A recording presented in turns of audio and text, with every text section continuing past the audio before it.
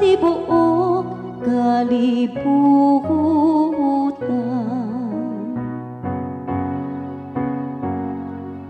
Ang ilang mensahe migula lata sa tibuok kalibutan.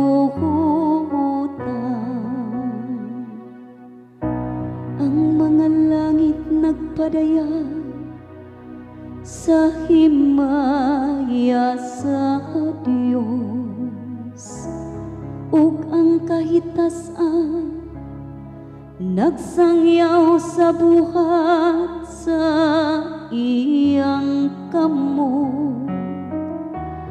Ang adlaw nagsulti ngadto sa sunod adlaw. Ang gabi nagapahibalo ngadto sa sunod gabi.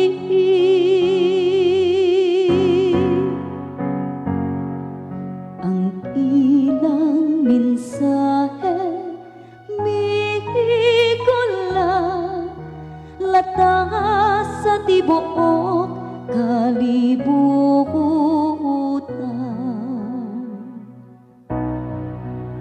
Walay usa ka pulong ni usa ka pagigsulti,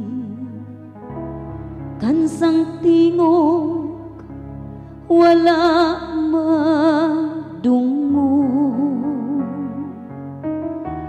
Latas sa tibok yuta milanog ang ilang tingog,